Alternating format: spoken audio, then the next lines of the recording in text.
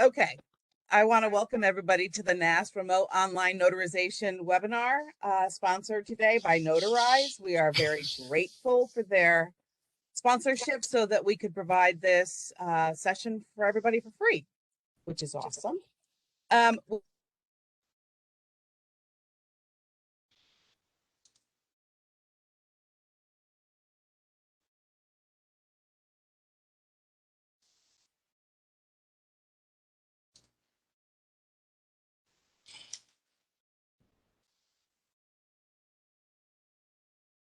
Lost the connection there.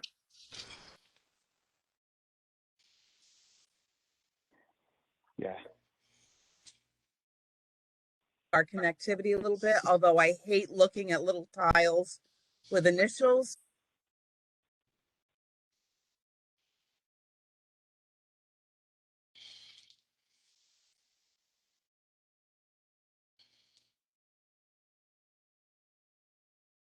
At their leisure.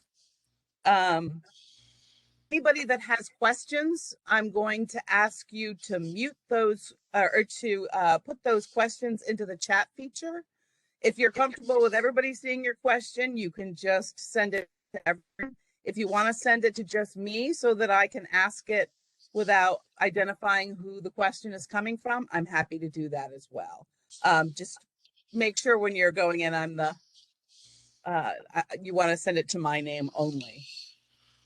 I want to go ahead and introduce our experts and thank them so much for participating today. We have Patricia Faverto from the Arizona Secretary of State's office. And that office has had remote online notarization for a couple of years now. So she is a well-seasoned expert. I have Lori Ham from the Montana Secretary of State's office. Lori has also had remote online notarization for a couple of years, so she too is a seasoned expert. We have Elizabeth Blosser from the American Land Title Association. Elizabeth has been working on this issue. I've been working with Elizabeth on this issue for a couple of years now. She's great at explaining some of the technical issues. She also obviously is interested on behalf of her industry, and they have been working on some federal legislation that we can ask her questions about. I have Pat Fry, who is a drafter from the Uniform Law Commission. She's been working on RULONA, which is the remote online, I don't know, something, ULONA. They've been working on amendments to RULONA, and so she is going to be helping us to get through a little bit of that. I have Mike Smith.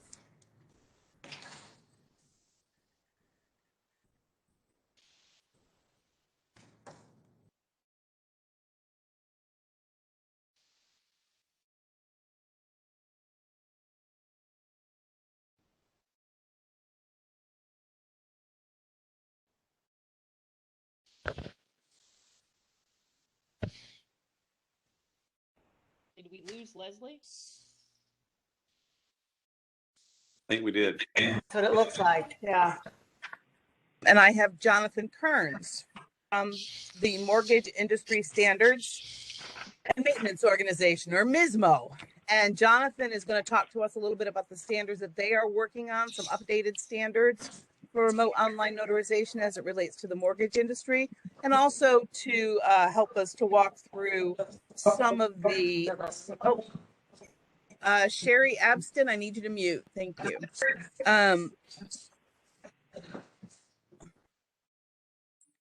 He's also going to help us to learn a little bit about some of the certification issues in the states. Okay, so that's all done. I have done up a bunch of questions, which I have shared with our experts to get the conversation started. I'm happy, as I said, to have you add questions into the chat so that we can cover as much ground as we possibly can. We aren't going to do presentations on this webinar. It's going to be just Q&A so that you can get your questions answered. I'm going to start the first question off with Elizabeth because I know that she has done sort of an outline of Ron, Rin, and Prawn. And Elizabeth, if you can unmute and tell us just a quick explanation for each so that we're all talking about the same thing. Thanks, Leslie. Yeah, level set is always good, and we'll probably all be using these terms. So when we talk about RON, it's remote online notarization.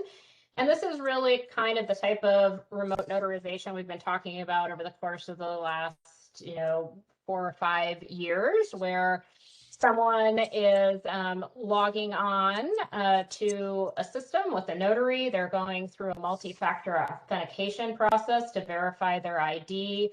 They're looking at documents on a shared screen. They're using electronic signatures to execute those documents.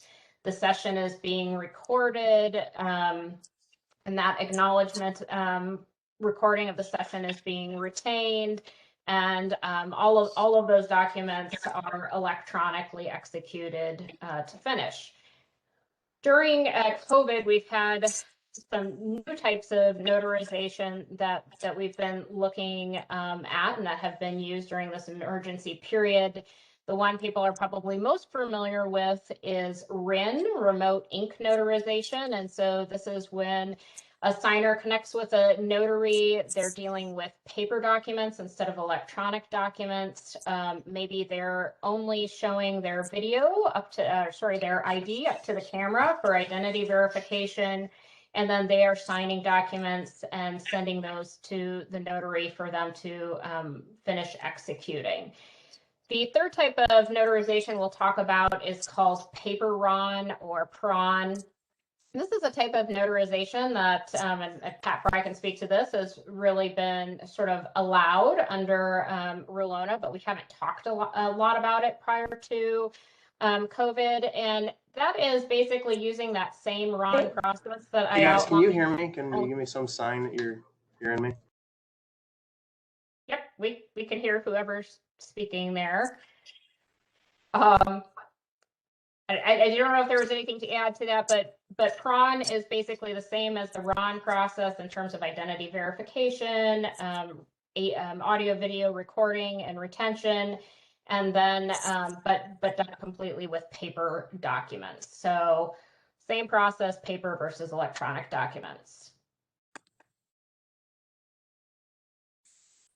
Thank you, Elizabeth. So Bill, when you are thinking about these three practices, does that match up with what you see as those practices? Yes, thank you, Leslie. It does, although I have to say that the introductions that we've seen thus far kind of pushing the limits with these definitions of these terms. For example, in Alabama, they have kind of a quasi-Ron-Rin bill, which stresses the margin. So it's I think Elizabeth is accurate in what we're saying, but we're seeing some variation even now with the introductions. Thank you, Bill. I have a question. Does PRON enable the use of electronic signatures at any point, or is it solely paper and ink with the authentication, recording, and AV text of RON? I mean, the whole point really of the paper RON process is that if for some reason you can't be using electronic documents, that you're able to go through that same authentication process and use paper documents. Now, you might have a situation where somebody would, you have multiple signers and one person signs using RON and somebody else needs to sign a different way. But generally speaking, you're talking about the RON identity verification process and paper documents for PRON.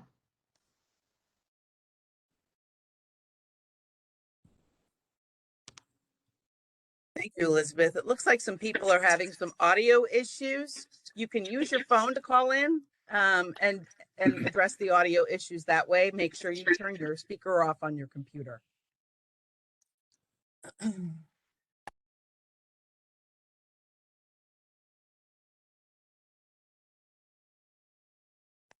Bill, are all three practices being used across the country? in all states? Yes, they are actually. You know, we have 32 states that have enacted permanent RON as we speak, a couple on the governor's desks. 2 states have enacted RIN, although they're not effective yet in terms of a permanent statute. And then, of course, we have all of the temporary, executive orders and authorizations allowing RIN across the United States. With PRON, kind of little known, but even without the hip pocket amendment, if a state has enacted the RELONA, they have been authorized to use tangible records to do remote notarizations so far.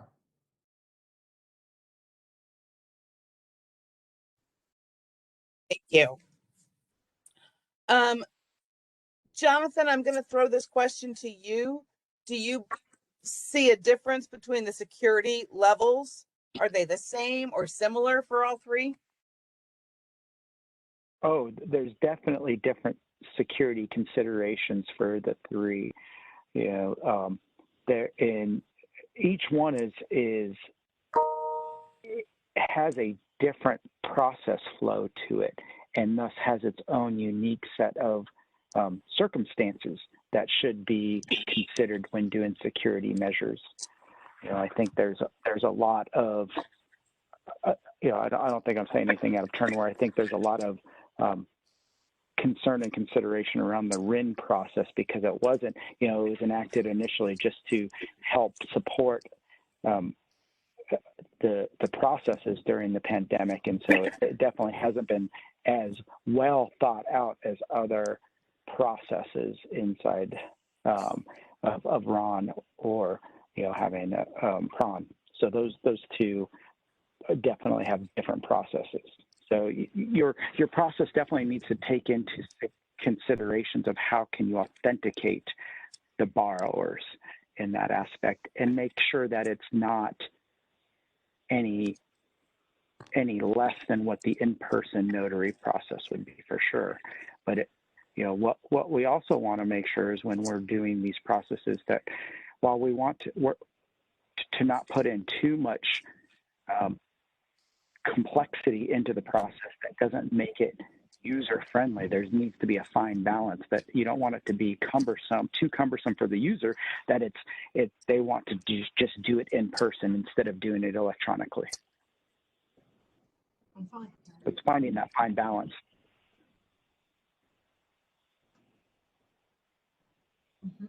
So I have a question on here in the chat. What if one borrower wants to e-sign? Hey, Joyce Huddleston, I need you to mute. Thank you. What if one borrower wants to e-sign and e-notarize, and the second signer wants to do paper or use another e-notary option? I'll throw that out to any of my experts. Well, Leslie, I think Elizabeth mentioned that earlier, that that it might happen that way. So there are ways, and Bill, you can jump in here. There are ways to do that.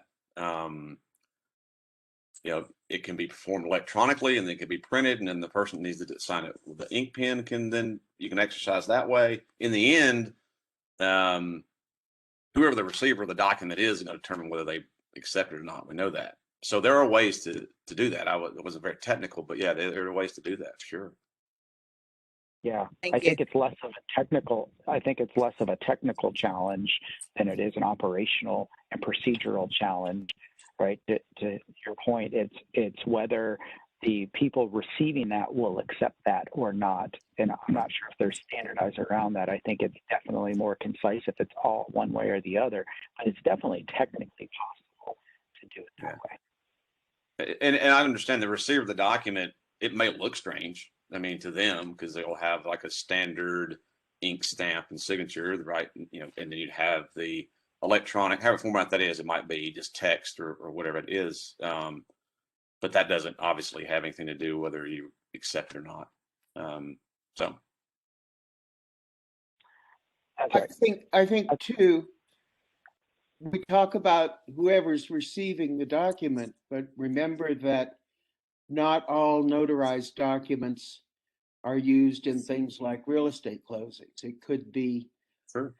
the witnessing of a will, Yep. for example, and there's no legal reason I'm aware of to prevent different notarizations of different signatures from Right. occurring at different times. Yeah. Except some states don't allow wills to be remotely notarized yet. That's going to happen, I think. I think that was just to be a progression. At first, I think there was concern about this hocus pocus type thing called what they were thinking of remote notarization. And now they see it's here. And of course, the pandemic forced it upon, there are silver linings that are forced upon a lot of us. And so now it's not some concept. We have real life experience with it. So, And remember that the Trust and Estates Bar wasn't quick to jump on the electronic technologies, to put it mildly. to put it mildly, yes, yes.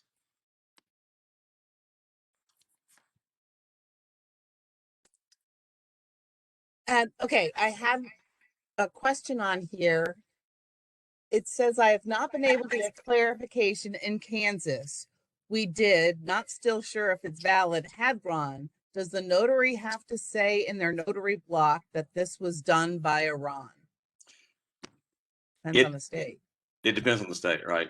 And I mean, Bill Hoover looks at all legislation across the country. I think most states do have something in there, either in a rule or a law, that must be some indication in the final product that says it was performed remotely or somehow, and then where the location of the person notary is. But Bill, you might know better specifically. Yeah, well, the bill that's on the governor's desk as we speak is a Rolona bill. And congratulations, Pat, on that. And like all Rolona bills, they did adopt the provision that says that the Certificate of Notarial Act must indicate in substantially similar terms that it was done by communication technology. Actually, Bill, this is Nicole Booth. Sorry, that Kansas, your state number 33. Congratulations, that bill was signed. And so there are some regulation requirements in there, but congratulations on being state number 33.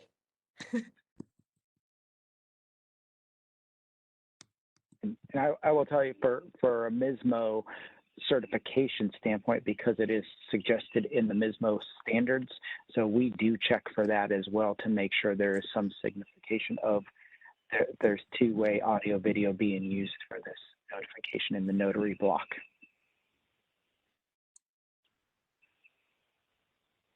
I may have missed this earlier because my audio is El Crapo. But are there some types of transactions that are prohibited from using any of the three? Well, Actually, yes, I could say that in Colorado, in their RON statute, they specifically said you can't use a RON for any document relating to elections, as well as the estate and probate documents we've already discussed. mm-hmm.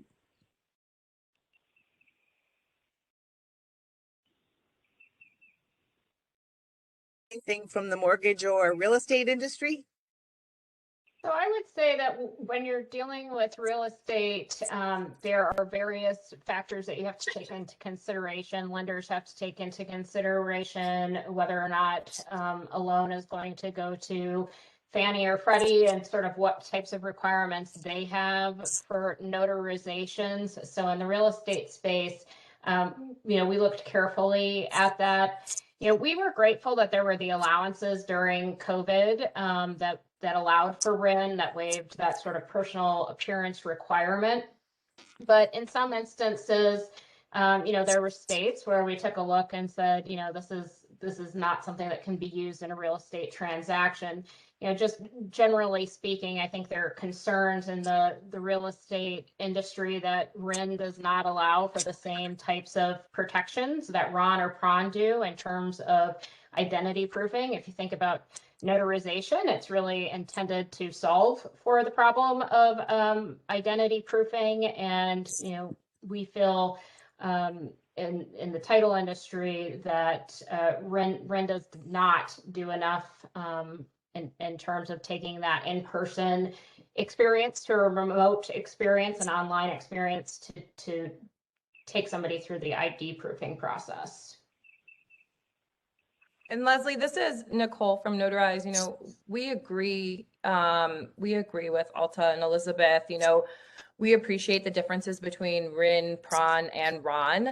But between a RIN and a PRON RON, you know, RON and PRON were built with this multi-factor, multi-layered approach, right? You're having multi-factor authentication, credential analysis, identity proofing, and then you have your last but not least line of defense, the notary, which is that live human element, which is still crucial to the process, as well as the audio video recording, which I'm sure we'll have a conversation about later as well. But fraudsters don't want to be recorded. And then you have that long audit trail. So there are all these multi-layered pieces built into a RON and a PRON that you just don't see with a RIN that doesn't have those same safety security. So we agree with Elizabeth on that to keep everybody safe. So thank you, Nicole. And I think I lost my audio, and I want to make sure that I acknowledge Nicole Booth from Notarize, who is also on our experts panel. I have a question in the chat, which is interesting, and I hadn't thought about it. Arulona doesn't use any of the terms RON, RIN, or PRON. It only uses the term communication technology. Why are these terms being used? Good question. What was the question? Why is communication technology being used versus the RON and PRON and all that? The question is, why are the terms RIN, RON, and PRON being used when they're not referenced in Arulona? And Well, probably not in any legislative language, quite frankly. I mean, Pat can probably answer better, but the purpose purposely done that way to make it as neutral as possible and not be specific about technology so that states will adopt the law, you know, pass the law. I mean, that simply, I think Pat wants to add something to that. Well, Mike's right. Rulona was deliberately written to be technology neutral and business model neutral. The language was developed later, I think, partly because the pandemic made us realize that there were different physical processes going to be involved in the different kinds of notarization. Rulona deals with them not by using these abbreviations, but by saying specifically, for example, with RON, remote online notarization, it's really an electronic process with everybody doing things at the same time. The certificate is made currently with the Notarial Act, etc. The proposed optional provisions for RIN or PRON, paper remote notarization, take care of the problem of the concurrent act as well as the transmittal of the paper document from the remote signer to the notary, etc. So while verbiage isn't used, Rulona, once we get the amendment for remote ink notarization or paper remote notarization, we'll have explicit provisions explaining how to perform each kind of notarial act. Leslie, could I jump in here a little bit too? Because Montana, when we enacted our statute in 2019, included a provision for a remote ink notarization for an acknowledgement that's slightly different than the PRON that's being envisioned now. And yet the standards for identification are exactly the same as RON. So these acronyms can get confusing, and I think there's probably a very legitimate chance that just using these acronyms to be all encompassing could probably get a little bit dangerous going down the road in terms of what we need. I think, the variations on the theme are maybe a little bit more variable than those acronyms encompass at this point. And everybody needs to kind of be aware of their own state statutes and rules and stuff, and exactly what they're talking about and what's included in terms of the requirements. And I appreciate that, Lori. And honestly, it's probably more me. It's how I sort of separate it in my head, because it's not a subject matter that I deal with very frequently. So I apologize if I set us off on the wrong foot on that. Yeah, It was Oh, please, it's not you. I think this No, is no, no. industry-wide. I mean, I think we're all dealing with, what do we mean by, Yeah. Fran's kind of new. Twin was that was the first time I saw twin was on the Alta document, and I'm, okay. Acronyms can be helpful, but I think all of us on this call just have to be aware that this is a very dynamic environment that's changing daily in some cases. And you can't kind of get married to anything too concretely at this point. excellent point. and Thank you. and if I may, let me second what Lori said about being aware of what your own state has. I just looked, for example, at a West Virginia bill that apparently picked up on an early draft of what our committee was trying to do with remote notarization of paper documents. Let me put it that way. And it varies significantly from what the standby committee finally came up with for the process for notarizing tangible documents remotely. There are variations all over the place at the moment.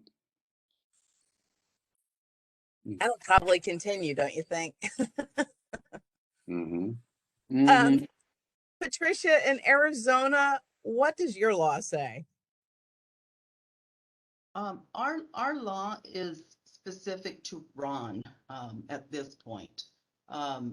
We entered our law back in 2019 for implementation in 2020. So we've had the remote available for a little over a year now. And we did it in April of last year because of our governor's executive order. So we had to kind of, rush it through, and we got it done.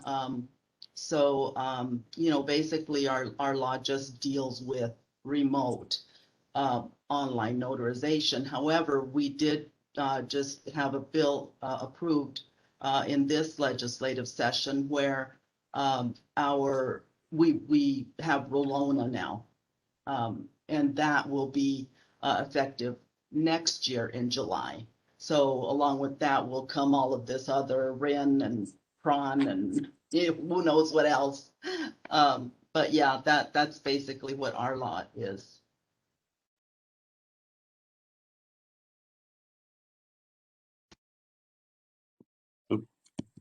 Aren't you all happy to learn how easy and uniform and consistent this is? Oh dear. Well, that is one thing I was going to bring up when you're talking about something as important as notarizations. It is nice if you can have some uniformity and some consistency and some of those important standards, especially as it relates to, again, identity proofing. Mm-hmm. So I'm going to shift gears a little bit and move to interstate recognition. A lot of the legislation that we've seen over the years in Congress is often a result of interstate recognition issues. And so, Bill, I'll start with you. Based on your understanding of interstate recognition laws, are all three of these types of notarization, and I'm not going to reference, are all types of notarization accepted by other states if done by a notary in a state where the practice is allowed? That's for me, correct? Yes, Yeah. I'm sorry. Okay, thanks. Yeah, my understanding of the state interstate recognition laws is that as long as the notarial act is notarized by a notary public of a sister state, it will be received in the state of destination, whether it's electronic or paper or remote. And RIN, that comes across as a paper document once it's been notarized. So that's probably not going to really raise any questions. Leslie, this is Mike. So one thing I always point back to is the full faith and credit clause in the U.S. Constitution, which is Article 4, Section 1. I don't know how you get around that and say a state would not accept. It clearly says various states must recognize legislative acts, public records, judicial decisions, and so on and so forth. There you go. I mean, that doesn't mean we don't get questions about it from filing offices because it looks different. It's not that, that kind of thing. Because the way I always say is, think about it. If that weren't the case, you'd be expected to know the notary laws of the rest of the 49 states. That'd be impossible. I mean, it's just not feasible. So I quote this a lot. I don't, well, there's going to be some other discussion, I guess, a little bit later about federal legislation, but always point back to this. I think my opinion has always been that what Bill and Mike are saying is correct. There have been some folks who tell me the decisions of the Supreme Court don't give them enough comfort. I think mostly because the cases are so old. The most recent cases, believe it or not, is roughly 100 years ago, where Texas refused to receive a document that had been notarized in another state because the notary was a woman. Sort of tells you the era of the most recent opinions. Rulona, and if I remember rightly, the MBA Malta model, which also has a number of enactments, explicitly state that out-of-state notarizations are recognized. And that's simply designed to limit unnecessary expensive litigation rather than being an expression of doubt. I mean, I'll give an example here. When Georgia had a Ron bill that eventually did not pass this past spring, and seeing the draft of that, some things were added, and it wasn't the bar in general. It was a group of closing attorneys, and I'm no constitutional lawyer, but I looked at it and said, that's not constitutional. You're going to get hammered with that, because they were going to restrict the recognition of the act, and they eventually softened that a bit, but I've seen it in other places too. So New Mexico's bill had a provision that we managed to get out. And basically, it was because I pointed out how many documents notarized out of state are effective in New Mexico, even without Rulona. So right.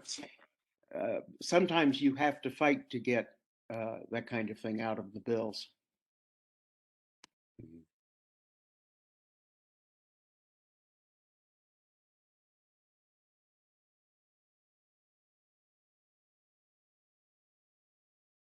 Hi, this is Penny, and I just wanted to add or sort of explain a little bit too about the expressions of Ron and Ron and and also get some backup probably from Mike as to this comment. As a lender, or Nicole, as a lender, we do have to know the notary laws in all 50 states. Of course you do. Yeah. It's not easy. So essentially what most lenders do is determine what we accept as Ron, and then determine if a state's online notarization bill meets our requirements. So we tend to refer to Ron as a lender. We know what the title companies will accept as a title company, and then we determine one way or another if the states comply with that. And there are states out there that have passed some form of online that we can't use. And that's just because they're the particulars in their law or the restrictions in their law. Anyway, I just thought I'd throw that out there. Yeah.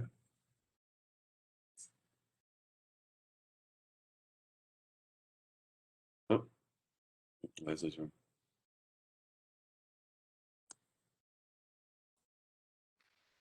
Sorry, I'm using my phone and my computer now. Can everybody hear me now? Yes. Thank you. Okay. Someone is asking, will a federal bill be the best way to get Ron authorized in California, given some of the resistance there? I think it would be crazy to pass a federal bill for one state, but and I do think California is looking at the issue. I know that they have a webinar coming up this week themselves. So any thoughts on the federal legislation based on interstate recognition, based on state legislation, based on executive orders? Can you hear me? Yes.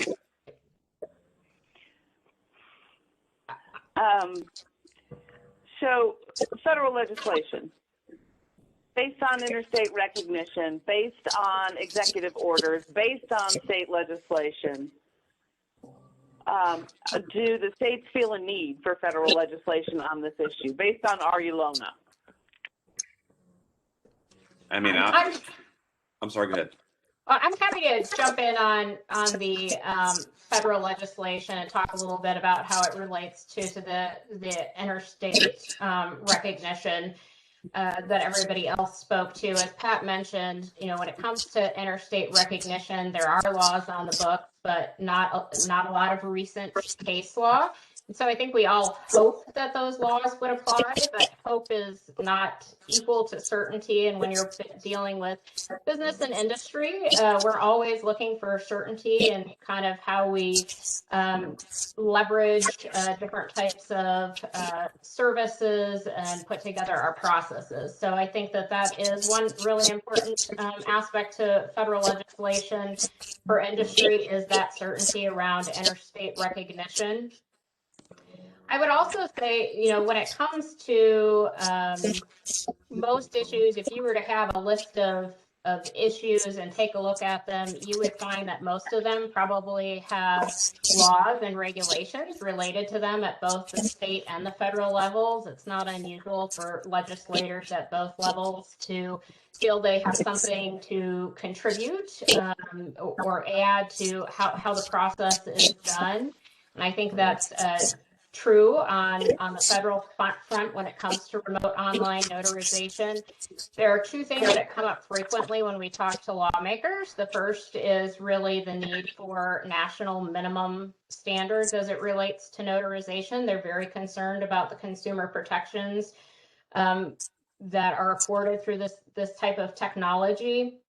And so, that comes at a time when a lot of states are considering legislation that doesn't have the same types of remote notarization types of identity proofing requirements, and have a different standard. They're sort of making permanent some of the temporary measures that were meant sort of for use during the COVID era.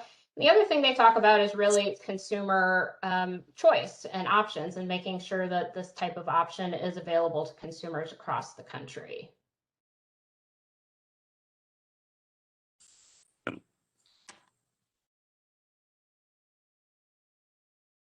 Is the federal legislation still contemplated as being effective only for the period of the emergency?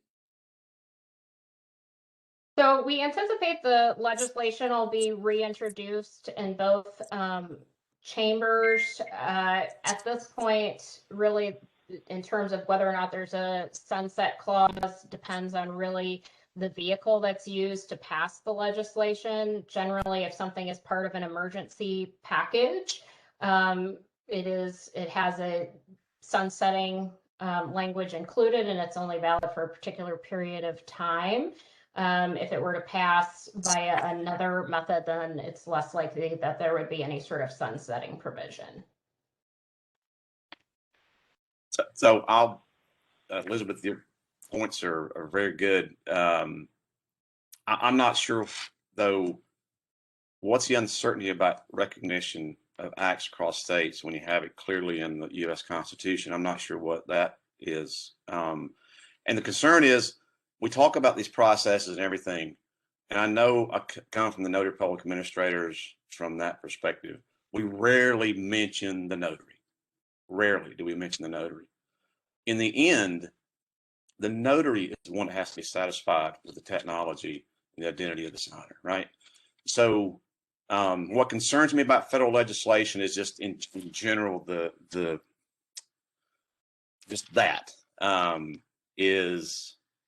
is it an unfunded mandate? Is the federal legislation going to pay for training for states? Are they going to help states set up any kind of system it might be needed to vet and commission? With the federal legislation, well, they might think after that, maybe we need to get into commissioning the notaries. I don't know. I'm not, so I'm just throwing that out there. But I just think this process, which has been handled by states pretty well, now we have, because of the pandemic, it was forced, like my state, through executive order. Now, we all know executive orders are never as good as a well thought out, vetted piece of legislation that can stand for decades. Just by definition, it was put out there under emergency circumstances like that. So, but now there are more. I think, Leslie, I'm going to say this too. Those of you who may not be aware, one of the best resources in this whole subject is the NASS website. They do an amazing job of updating that regularly about what states are, operating under executive orders and legislation and things like that. I go there on a regular basis because I get questions a lot. I'll just go to the NASS website. So just a little perspective from more the notary side and the state side. It just sometimes when I hear, and you're right, there are processes in our daily lives that we have state legislation and federal legislation that kind of marry them up. I'm not saying it couldn't work. I'm just suggesting that states are doing it. I think you're going to see more acceptance. And again, I'm not sure where the concern is about recognition. Now, I do agree. I mean, and it's wrong when a filing officer receives a document and they just reject it because it looks different. I understand that. And so you try to work with that. Anyway, just a little perspective from the NPA side.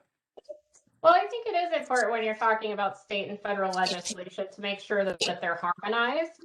And I think that that's something that we have really tried hard to do with Secure on any issue. If you have legislation or regulations from both the federal and state level, you want those to be harmonized and to work really well together, the same way that eSign and UEDA work together. And that is really our hope. And again, with interstate recognition, there's not a lot of case law on that. Many of these laws were written decades before the internet was, even conceived of. And so we all hope and would argue that yes, those laws do apply, but there is not that certainty. It's not explicitly anywhere in law. And as you know, working with businesses in the industry, we like as much certainty as we can get when it comes to really looking at our processes.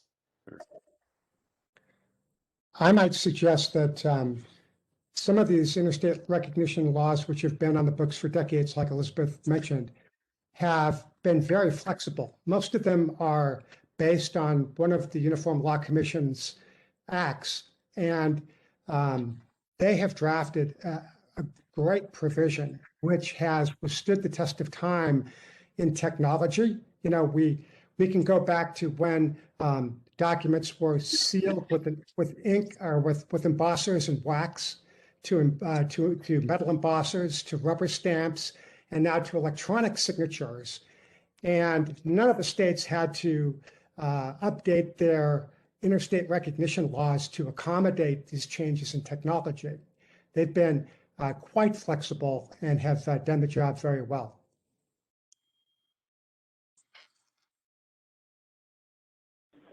Thank you, Bill. If I could just step in here, I think, you know, I'm not aware of any challenges recently on recognizing notarizations.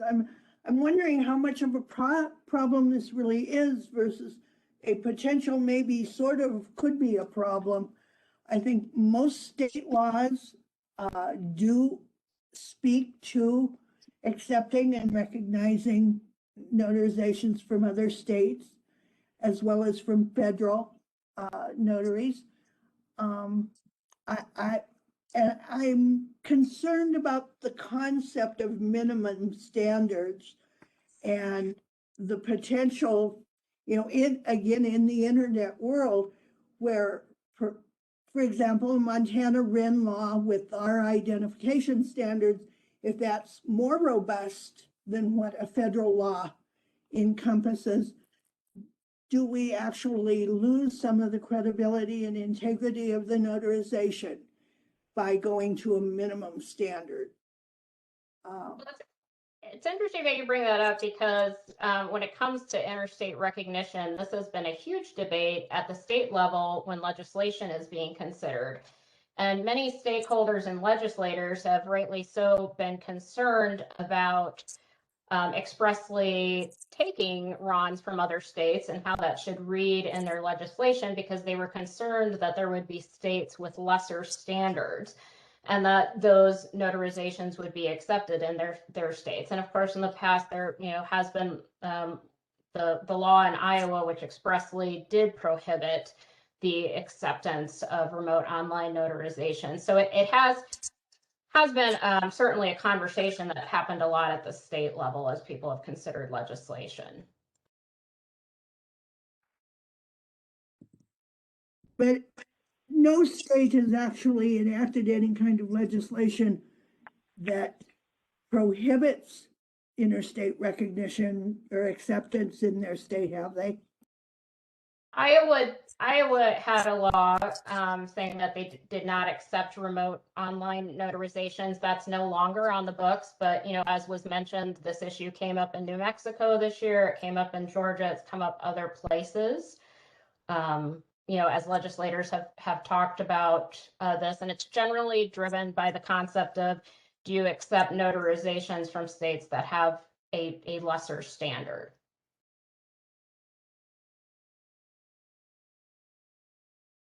And I just want to add, so how would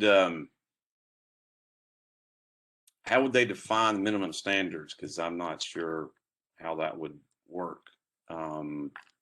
You mean from a security standpoint or identity of the signer standpoint, or? Yeah, so Secure has 3 minimum standards. The first one is that there needs to be multi-factor authentication of the signer. The second is that there needs to be an audio-visual recording of the notarial acknowledgement. And the third is use of tamper-evident technology for electronic documents. So certainly if you think about your state's requirements, they generally all are going to supersede those 3, but those are meant to really set the floor, not the ceiling, in terms of standards. So they truly are kind of the minimum standards for consumer protections.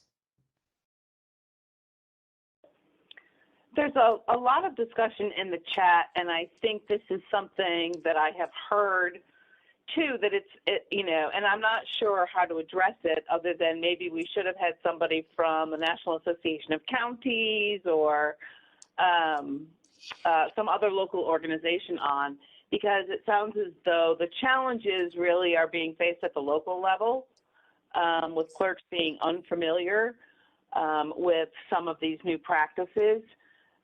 Is that really what, if at a state level, like Lori, is that something that you've heard, or Patricia, is that something that you've heard from your own local election officials, local officials? I'll jump in. Yeah. I had a lot of questions initially, and particularly, starting in about May, June of last year, when we started seeing a lot more documents coming into the clerk's office. And one of the things I did, and I need to update and revisit it, but I prepared just a pretty simple little guidebook that showed the 50 states and what the status was of their electronic notarizations and what the clerks and recorders should be looking at, and provided them with either an email or a website or a phone number. If they had a document come in that they were unsure about, they could contact somebody to validate. And, I think it's the education component that's important here, but it was pretty simple to address. And I've had a couple of clerks and recorders contact me and send me a scan of a document and say, hey, does this look right? But they're not refusing them.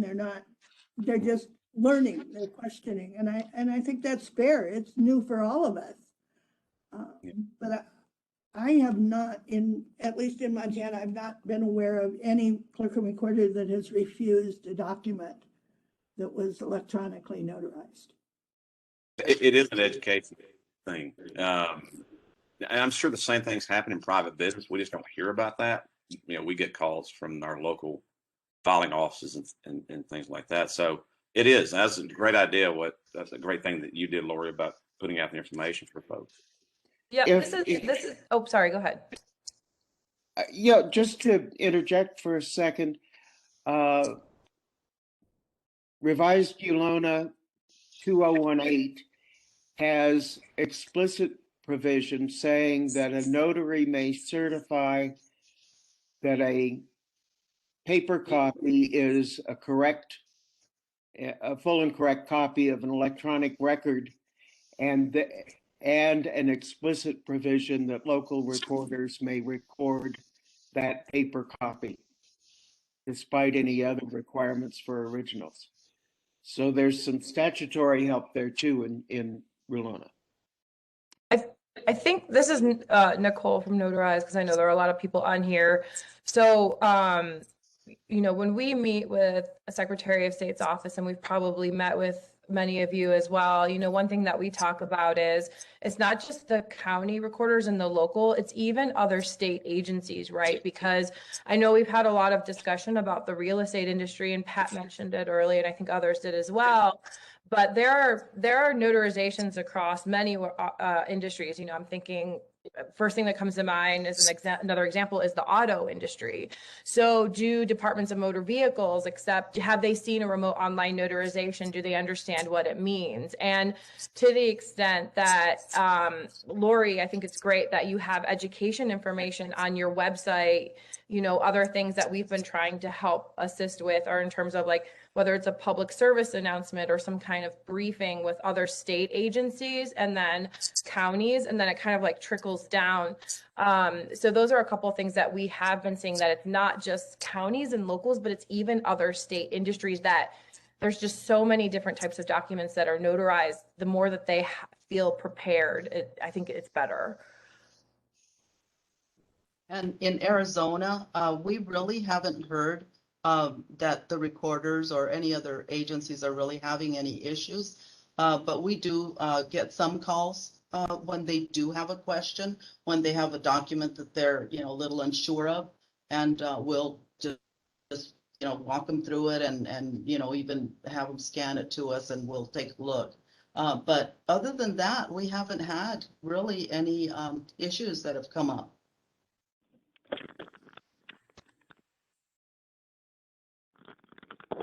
Thank you, Pat.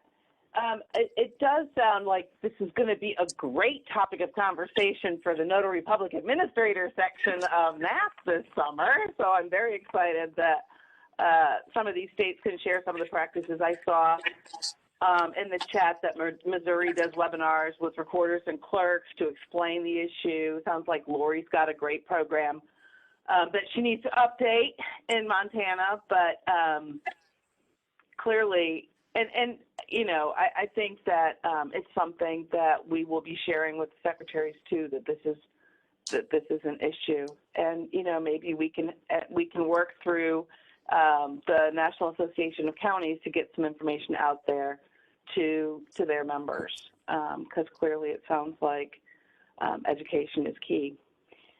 Okay. Sorry, I was gonna get a little plug in there for the summer conference while you mentioned it. NPA is planning to devote at least a day, or maybe probably more, entirely on similar discussions, the Remote Act, and look at all facets from the provider and the notary and the legislative side and that kind of thing. So just throwing that out there for y'all that might be considering the summer conference. Thank you. Yes, we'll be in Des Moines, Iowa this summer in August 13th through the 16th. Mark it on your calendar. So moving on to sort of, as Mike mentioned before, and I put a link, we put a link in the chat. NASS keeps a page of state laws and executive orders and who's doing what. And so we would encourage you to utilize that as a resource. I just had John Milhofer, our Director of Research and Policy, go through this week just to double check on some of the executive orders, because as things begin to open back up, it seems like some of those executive orders might soon be coming to an end. And I have a question about what that means at the state level.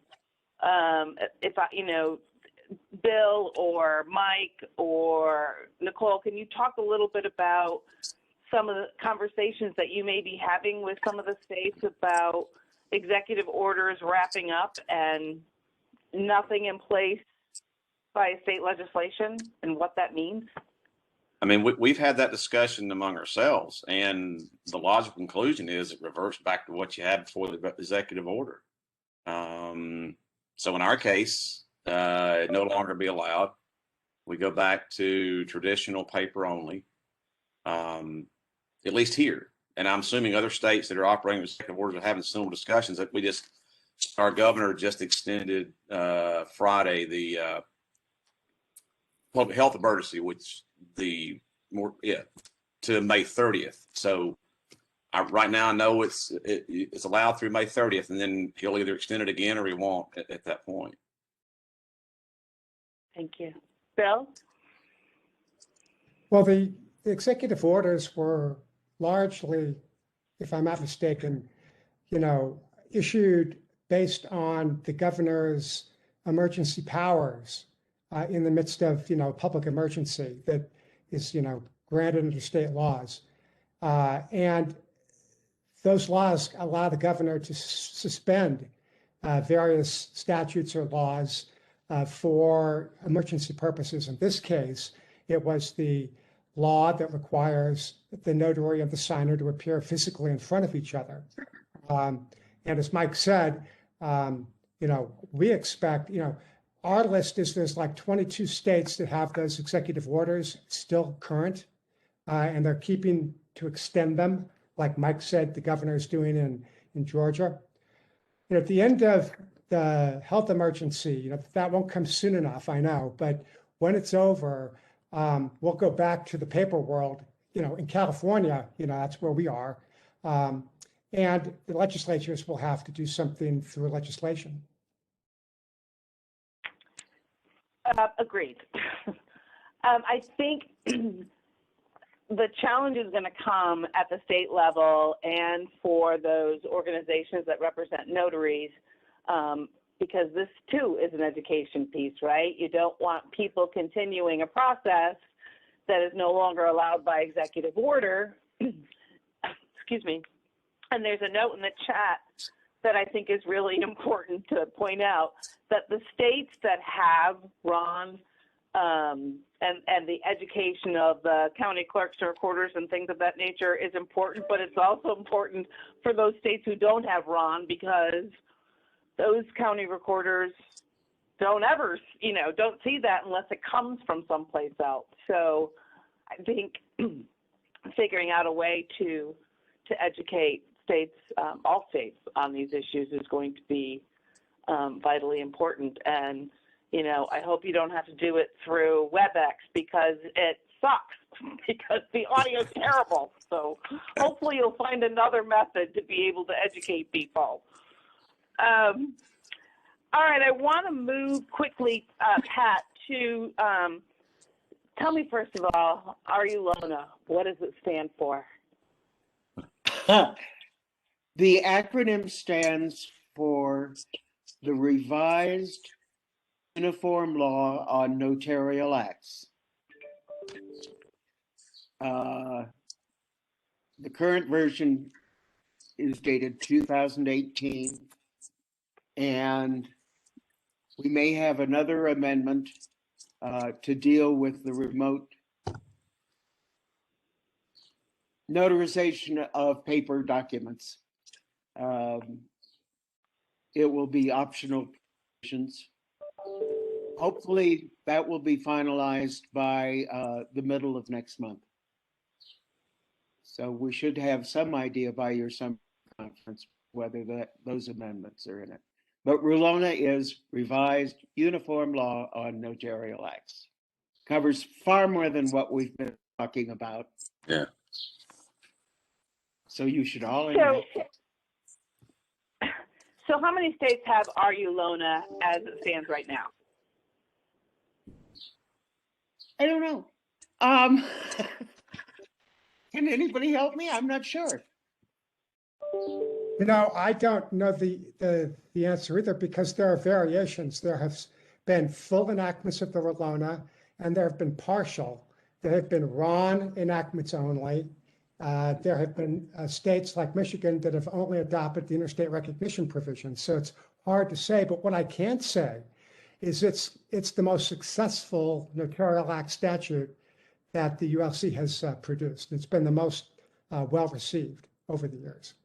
And I will add too, it seems, even though we haven't adopted either one of them, but the states that took the opportunity to adopt either it's an entirety RULONA or some variation before they adopted RON, or as part of that package, has seemed to be more successful as opposed to states. And we're one of them who attempted to just kind of tack on a RON text and not really make it congruent with existing law. That's a much more difficult hill to climb, and we're an example of that. So any states considering, I think if you were to either, talk to Pat or yeah. But yeah, they seem to be more successful. Just look at the entire code section as opposed to trying to tack on a RON section. I feel for you, because RULONA really is an integrated statute. It's to pick up on the definitions, etc. And if you're trying to pick and choose just little bits of it, it can get terrible. I gave a talk, by the way, a week ago, or I participated in a committee meeting, that according to the local attorneys on the call, they've not updated their notary laws for a century. Mm. They don't know who their notaries are. The concern of, or the big concern that I heard it expressed of remote wasn't electronics or electronic signatures, although that was there. It was, if we, the attorney,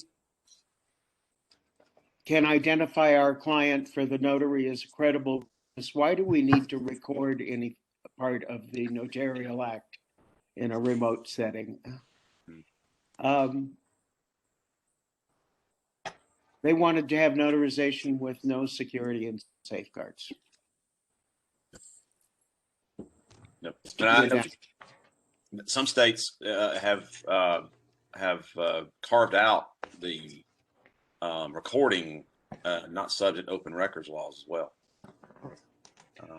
I understand the open records concern. Yeah. That's a fair concern. That's different. This was, the attorneys didn't want to be bothered with having to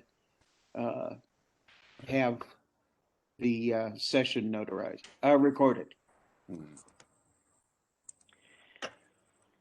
So, Pat, I have a question about sort of when the drafting process for this began. It was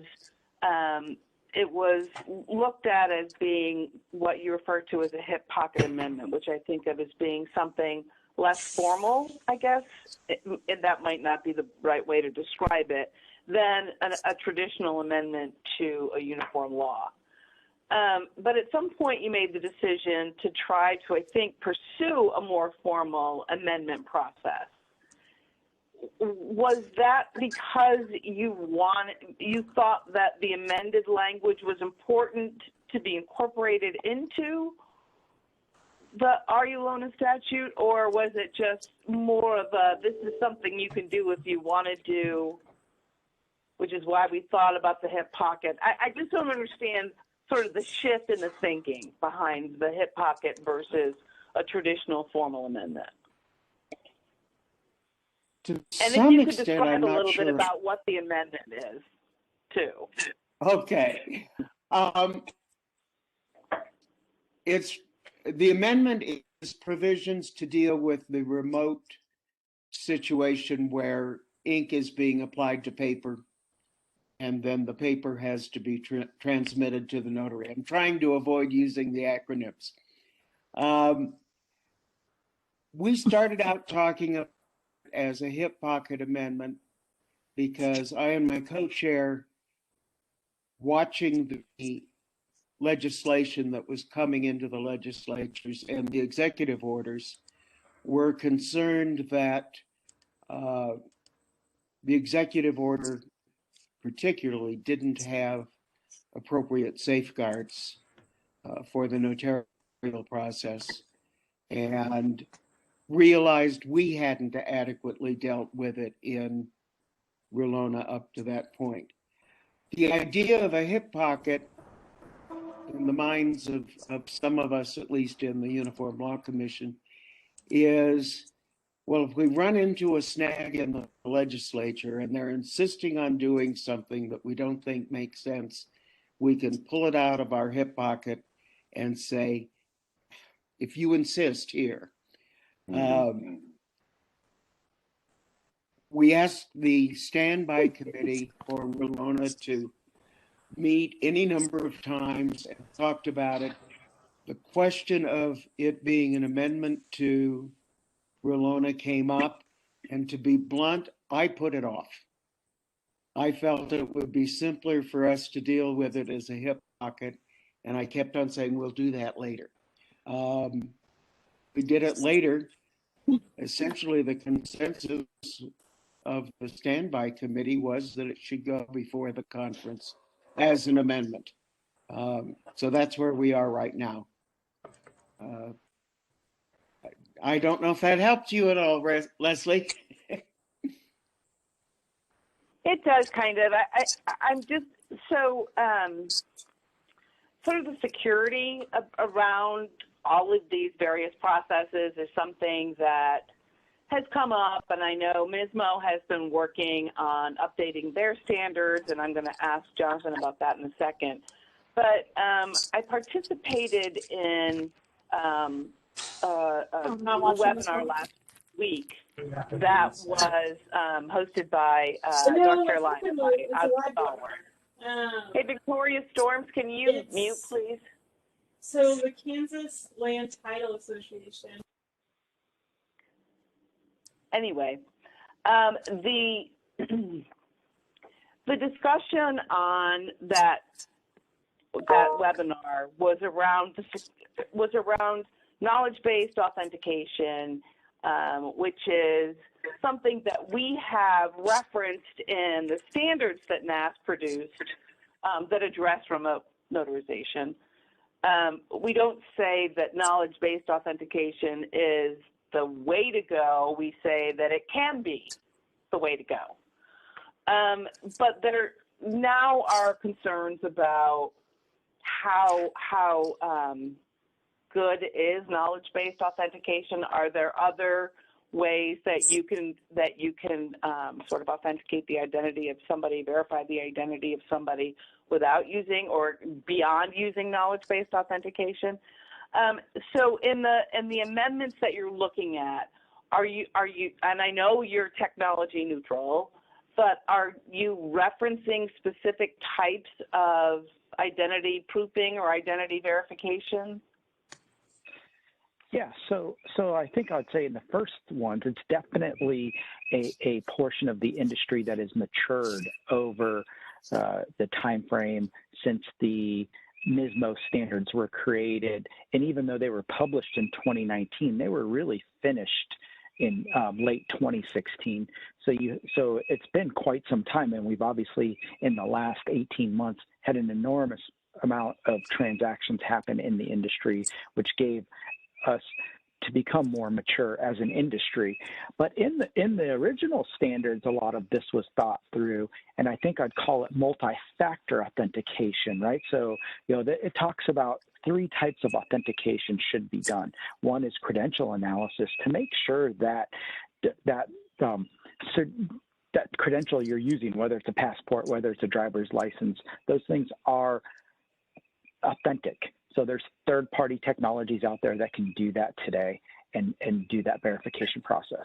And then knowledge-based authentication, KBA, is just another level of authentication of authenticating the individual, right? So it's been utilized for 2 decades now in all different. I think I implemented my first KBA back in a product back in 2001. So that's been around for quite some time, and it's just using data sources to authenticate against that individual. So it's definitely a viable option to utilize in your arsenal. It's a tool in the toolkit. And then the third one is, and I don't think anybody that I'm aware of at this juncture believes there's that this can go away. And Elizabeth, correct me if I'm wrong, but there is some level of real person authentication, right? So we verified that this person can answer the questions of individual identity through KBA. We've identified that this credential is valid from the issuing authority.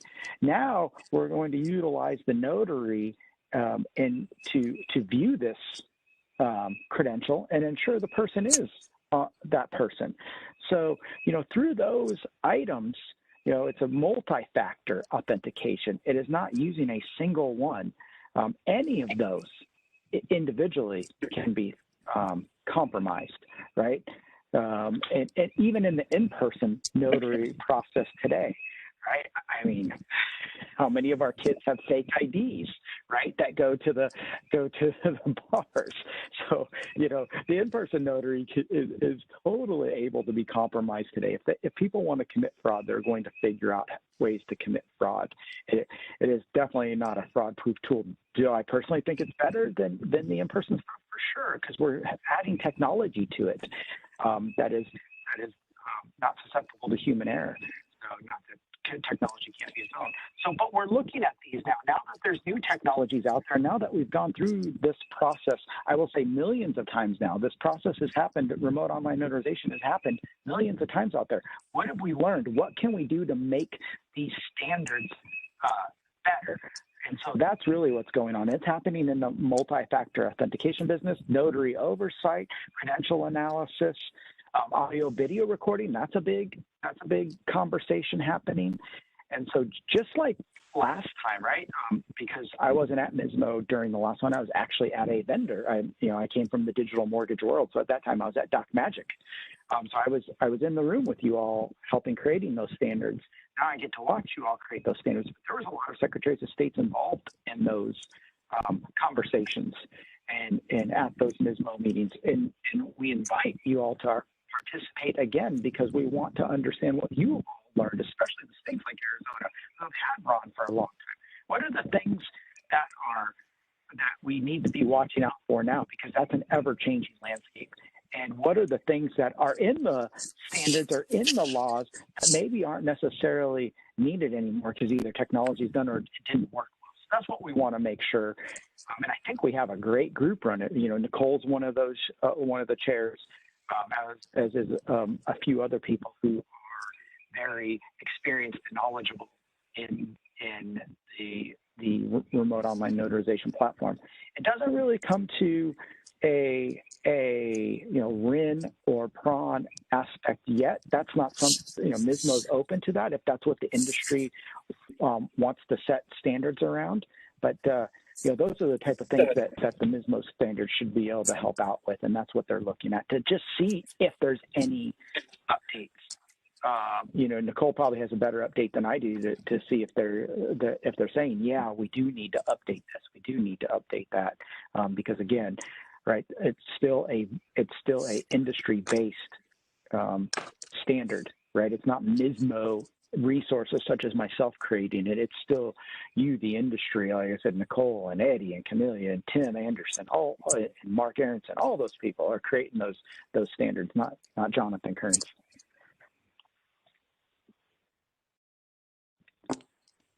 Thank you. Ozzy, do you want to talk a little bit about some of your concerns as it relates to KBA and some of the things that you're looking at as an alternative? Sure, Leslie, thank you. Yeah, North Carolina has submitted some legislation related to RON, so we're moving in this direction. And so with that, we're really trying to just make sure that we're providing notaries with the very best tools possible to establish the identity of the individuals that they're dealing with. And so looking at what we've done in the past in terms of the NASS standard, is Leslie had pointed out, and then just what many other states have done in terms of adopting legislation that if they do not specifically require knowledge-based authentication, that certainly has become a default tool that is used throughout the industry. And very frankly, we're concerned here that not only for North Carolina, but for others as well, if this is a tool that has been compromised because of all of the data breaches, it has limited, reach in terms of some of the entities or individuals or groups that, it doesn't really serve very well. The folks who don't have, lengthy credit histories and other marginalized groups of folks. We sought to kind of look to see whether or not there was something better that we would be able to rely on or to have our notaries rely on. And so we kind of stumbled onto the National Institute of Standards and Technology, NIST, identity guidelines, digital identity guidelines. And so they have a standard that we're looking very seriously at to see whether or not we ought to, instead of, because our legislation currently, it literally spells out, just like many others, this is what you do for knowledge-based authentication. Now, it doesn't require it, but that's what's in the statute. So rather than to rely on that and point people in that direction, we're contemplating relying on this standard that's been created by folks who essentially have expertise in this particular area. And so my question is, and what I wonder is, how is it that is not more of a concern for various industries? And, I understand what Jonathan just said, using all of the various tools together in unison.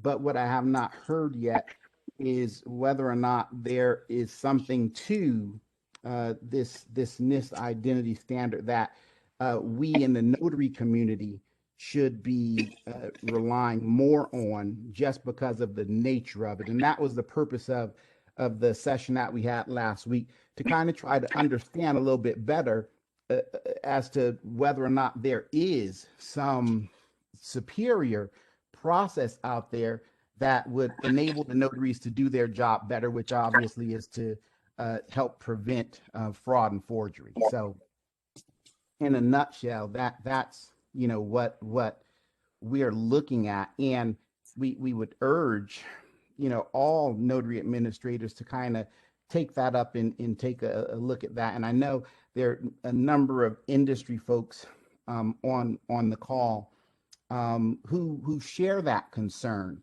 and recognize that there are some serious limitations, but we have not made a transition to looking at that yet. So again, my hope is that we will take this opportunity to examine that, to see whether or not it's time to make that shift. Thank you, Ozzie. So, Jonathan, I want to go back to you very quickly on a topic, and then I need to move on to something else. But I know that MISMO has almost like a certification process for remote platforms. So can you talk a little bit about, is the certification just a matter of these platforms have to meet the MISMO standards, or is there some sort of cybersecurity testing they go through, some sort of, I'm not exactly sure. So that's what I'm hoping you can help me with. Great question. Great question. Thanks. Yeah. So MISMO in May of 2020, MISMO launched the MISMO Remote Online Notarization Certification for RON platforms. What we were getting from the industry a lot, and questions from lenders and other people in the mortgage industry was, hey, these vendors are saying they're MISMO compliant. How do we know this? Is there something there that tells us? Have you vetted them? And so that's what was going on. And so we said, well, no, we don't know whether they're MISMO compliant or not. MISMO has no visibility into that. So out of this, we created the MISMO RON certification for RON platforms. And what it is exactly what the RON standards, which again, the industry built, which are really best practices and requirements for what a RON platform must be capable of and should do. And so we utilize those exact RON standards to build a certification. And it's a three-part certification, right? So first of all, it's a questionnaire of asking the platform of what type of technology partners they utilize, what states they are, what they believe they are. No, we don't do anything state-specific because there's nothing state-specific in the RON certifications themselves, so it's exclusively on that. And then we have them do an attestation of certain things. We do ask their vendors of who they're using for, like KBA and credential analysis, and then we vet them as well. So we have those who are vendors that we've approved for certification. And then we go through a very thorough, I'll call it demo. And in that demo, we do both happy path testing of RON standards as well as exception processes, such as, I'll use a couple examples. Hey, to ensure that if the KBA questions, if it fails the first time, that 3 out of the 5 are not the same, or that it times out, if it times out after 2 minutes. And if they close their browser, does it make them restart the process again? Those type of exception processes. So there's about over 24 different items that we verify inside that demo. And then we have what's called an evidence package. So, because a lot of things are procedural that are in there. So we have all of their user documentation. We review that. We make sure we get a copy of the recording that the notary has access to. We get copies of the signed documents. We get a copy of the notary journal. So we vet all of this and have an evidence package as well. And then our audit team goes through all of that and gives a a pass or fail, an approve or not. And if it doesn't go through the first time, we do have remediation steps for the RON platforms as well. So it's not just sorry and then come back and do it all over again. We do give time for remediation on certain items. But right now we have 11 platforms certified, another 4 going through it, and I would say probably another 12 or 13 that have reached out and expressed interest. So it's a great way to give you confidence that they meet the RON standards of NISMO, which then parlay into a great baseline of set of requirements, if not full requirements, for states, underwriters, GSEs, lenders, all of that. Not that it's the end all be all. They may still want to do some of the stuff, but at least there's a great baseline there. Thank you. That's very helpful. And that's a lot more companies than I originally thought. Have you updated your website on the number of platforms that have been approved? We have. Yeah. So if you go to mismo.org, right, and under standards and certification, there's Digital Mortgage Resource Center. And on there, it's current RON providers. And there's a lot of them. And I think, Mark's organization tracks something like there's 42, 43 different organizations out there. But there's more and more coming every day. Great, thank you. Okay, I want to shift over very quickly to sort of the experience of the states and experience of the notaries during this pandemic period where we've had a lot of, I would imagine, a lot of increase in remote notarizations. And I know that Lori and Patricia have both had RON for a number of years, and I'm interested because I know states are looking at their executive orders and they're looking at state legislation. What are some of the things that you can share that happened that you didn't expect that you can help somebody else to avoid?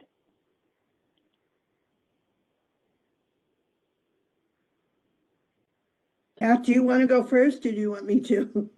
Go ahead, and then I'll go after you.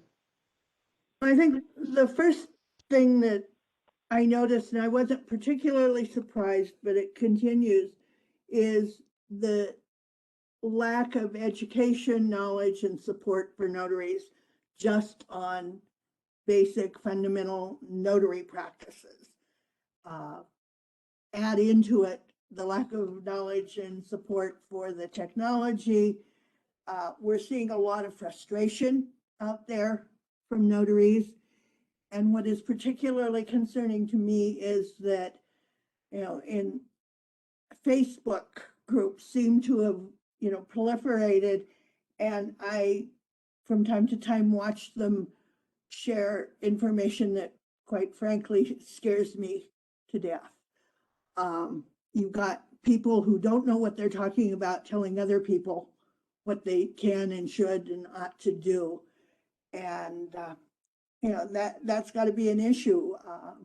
I don't know how to solve it, but it is an issue that's because the proliferation has been so rapid in the last year. I mean, we went from really probably a half dozen qualified RON notaries as of March 1st of last year to about 300 in a matter of just a couple, 3 months. And, the education that we provided with much thanks and recognition to National Notary Association to get us up and running on that it's good education, but it's the entry level, it's the basics. We need a lot more, just as we do in the traditional tangible world. Notary education is, it's ongoing and it's necessary forever. So that's probably the most important thing that I see. The second thing that I see is, again, a lack of understanding in terms of what the market is, how to, notaries understanding business models of the providers understanding what the business models are of the notaries and addressing those. And then you throw in the third, the marketplace really is not quite sure what they need or how they want it. In Montana, we saw lawyers as the biggest segment of the marketplace getting into remote notarization right off the bat. And even as we speak, I have probably more remote notaries that are affiliated with law offices than anything else. Then, you know, those are another business model. They're not independent notaries, but they're not contract notaries for a provider. So that kind of landscape hasn't been really fleshed out yet. And then, you know, the other thing is that there are just a lot more industries, professions, market segments that can see the potential for this. One of the ones I'm working with a lot involves state and local government agencies. They're seeing that potential far more this year than they were last year, or for sure the year before that. And that's another marketplace issue in terms of where do those notaries fit? How do we, you know, address their issues? So lots of challenges that were uncovered by the rapid attention and spotlight that was put on remote notarization because of COVID. So it's exciting. It's job security for all of us. Thank you. Thank you, Lori. Pat, did you want to add anything? Yeah, I do. I definitely agree with a lot of what Lori mentioned, but I think education is key. I mean, they even with our traditional notaries, it's difficult to get some points across to them, and you know, the application, even at the application process, you know, so many rejections because they just don't read. So I think that, you know, education. As far as, you know, anyone who hasn't, you know, put together their laws yet, I think that it's important to decide initially how much oversight you want to have as far as, you know, do you want to certify the vendors? Do you want to, you know, make the notaries jump through additional hoops? Just, you know, have a firm understanding of what you really want and how much more work you want to put into it as well. We opted to go with, you know, putting the responsibility on the notary to, you know, make sure that they met the requirements and that the vendor that they chose met the requirements of the laws, of the rules that we set forth. So, you know, that's really important. Just have that, you know, in mind. Education is all I can say. And with COVID, it was difficult to, our executive order was put in place and then we were trying to turn it around. Fortunately, we were already in the process of, you know, thinking things through, but we got it, you know, up and running in a matter of, I'm going to say about 2 or 3 weeks. So, you know, that made it a little difficult to get any information out there to the notaries. So it was a constant, no, you did this wrong. No, you have to do it this way. You have to contract with the vendor first, then apply. You know, you have to tell us what you're using. So it was a difficult process. So just, you know, I think that's really important for everyone to keep in mind as they're trying to put together their statutes, their legislation. Leslie, Yes, Leslie, ma'am. if I can add one thing that I've heard anecdotally, but my guess is a problem in many parts of the country. Rulona is silent on the question of fees. Many states have statutory notarial fees. If a notary is going to contract with a vendor and provide remote notarization, the notary is going to incur an added cost. When you're putting your package together, think about the notary, for Pete's sake. I've heard about a state where to this date, the maximum allowable fee for a notarization is $5. That doesn't begin to cover the costs. Think about your notaries, please. Well, and I'm going to actually end on that question. We had a question about fees, but since you covered it, we don't need to do that. But I'm curious about the impact of these new technology methods and new notarization methods on the notary. I'm assuming that a notary within a financial institution or a law firm probably has both the support and the resources they need to conduct a notarization in any way that is necessary. But for the independent notary, you know, all of these changes coming and laws that they need to follow. Bill, can you talk a little bit about the impact on the, you know, the small independent notary in your hometown and sort of how that's impacting, how all of these changes are impacting them?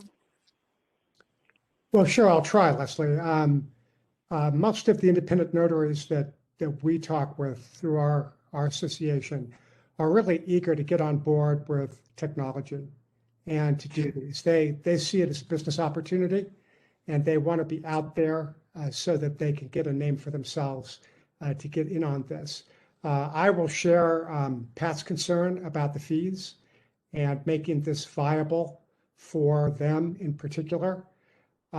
They also are interested in education, and we can't create education programs fast enough to meet the demand. Although in one state, in Texas, where they don't require mandatory education for RON, we did launch a Texas-specific course on RON for Texas notaries. And we hope to do more of that as we are able. But this is a segment that is very eager. They tend to be the early adopters, and I hope we can continue to help meet their needs. Thank you. It sounds like New York needs a little help too. $2 for a notary? Come on.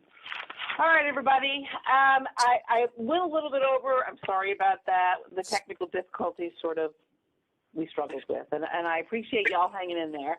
And it looks like we may need to continue to do, there were so many questions that I couldn't get to in the chat, that it looks like this is something that we may need to do again, but I will recommend that you also follow up with the Notary Public Administrator section of NASS, because they also have a great website, and they will be having lots of programming this summer, right, Mike?